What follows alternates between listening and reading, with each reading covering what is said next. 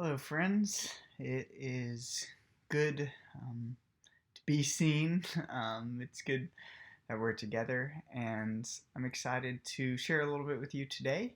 And if there are any parents or guardians or grandparents listening, I've sent out an email to all of you with some additional resources and things to do and follow up exercises and activities for you to do with your kids regarding it. So it is all related and what I'll be talking about here, and I'll encourage them to do these activities, but of course, you all being there to make sure they follow through on that would be helpful. So I look forward to starting this kind of weekly lesson video that I can send to you all for your kid to watch and for us to learn together. So, this week is Easter. I'm recording this on Easter Sunday, so I'm saying it is Easter. And so, if you were on the children's call, then you heard this story read, but honestly, hearing it again, I think would be great. It is one of the most important days in the Christian calendar, and us as Christians, it's one of the most important things for us to think about and consider and talk about and hear the story over and over again and tell the story over and over again. So I want to read it one more time for you all, and then for us to talk about it a little bit differently than what we talked about it on the call earlier this afternoon. So, this is from the Spark Story Bible, and I'm excited to share this with you. It was early in the morning, on the third day after Jesus died. The sky was pink and red with the first light of the sun. But the women didn't notice the sky. They hurried to the cave that contained Jesus' body. Mary Magdalene and Mary, the mother of James, led the way. Two others, Salome and Joanna, carried the spices to rub on the body of Jesus. You can see them holding jars. That would have been their ritual to help honor the dead. When the tomb of Jesus came into sight, they froze. Uh-oh. They had forgotten about the huge stone that sealed the opening to the cave. How would they move it? The women kept going to the cave anyway, and as they came closer, the women could see that the stone had already been rolled away. You could see them peeking inside. They peeked inside. Oh, it was dark in there. Brr, it was cold in there.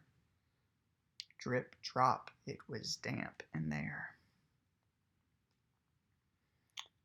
What? It was empty.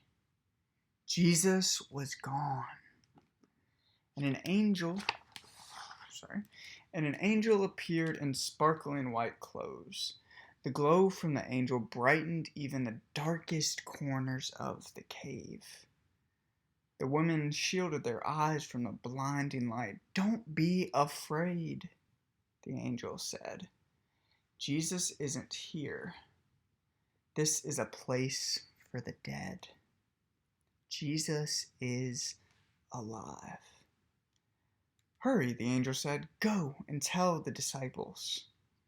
The women did not delay. They ran to tell Jesus' friends what they had seen and heard.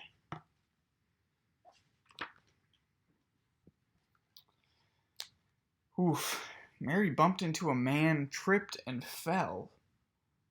Wait, she knew those feet.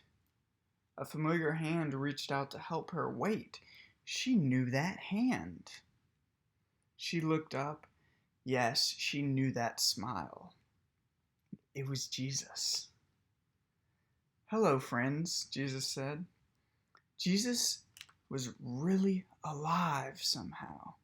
And the women hugged at his feet and shouted with joy, "And go and tell the others the good news that I am alive," Jesus said.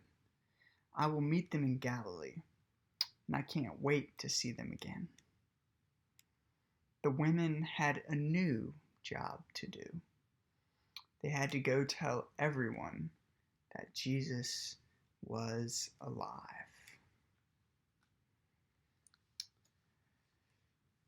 His Easter story is exciting. It's one that is full of surprise and joy, but there's also sadness in it. It begins very sad as Jesus' closest friends, disciples, family watched him die, and that's really sad. And let's not miss that, because right now we are likely a little bit sad with what's going on. We're a little bit sad about the pandemic and the people that are being hurt by it and the way it's affecting our lives. And so it's important to recognize that there's some sadness in this story. And the women that we just read about were going to the tomb to put spices and different things on the body because that was one way that they dealt with their sadness. In that time when someone died, they had these rituals and things that they did with the bodies, and it probably helped with the sadness, with the grieving process. And you can imagine that they are doing what they think will help them in this, help them during the sadness, and Jesus wasn't there. Kind of like how now, when someone's sad, we might want to give them a hug and make them feel better. But we're kind of told that we're not supposed to touch many friends anymore because we might spread something. Now, close family may be different, of course, but it's hard for us to give someone a hug and tell them it's going to be okay right now. So my challenge to you during this week is for you to tell someone that you love them. And do that because this is a sad time. There are some bad things going on, and telling someone that you love them could brighten their day. The other thing about this story is that it's this big word called resurrection. Does anybody know what that means? Resurrection is this it's all about new life. Jesus, as we just read, had died, but he is now alive again, and he overcame death. He is living. He's been resurrected. That's what that word means.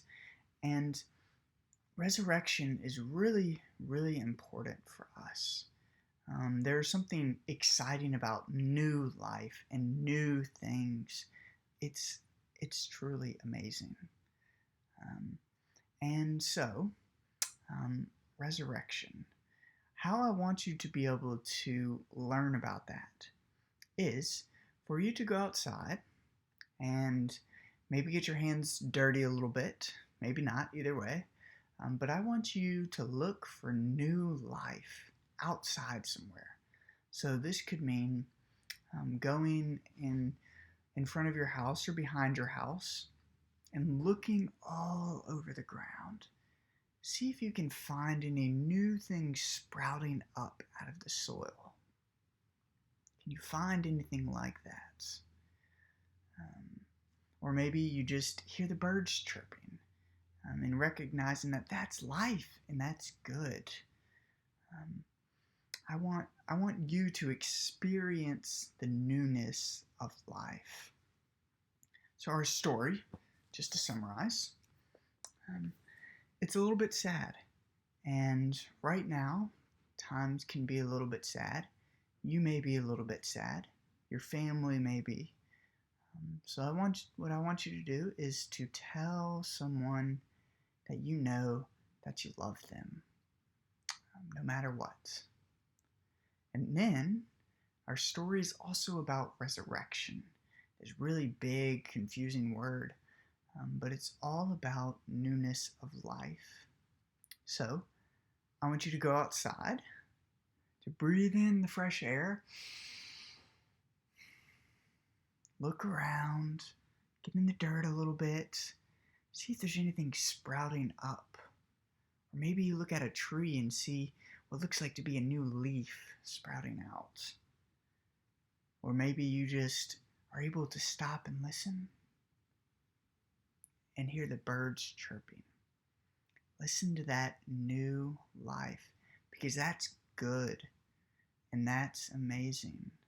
Just like how Jesus being alive is good and amazing. Let's pray together. God, thank you for sending your Son. Thank you that Jesus is alive and resurrected.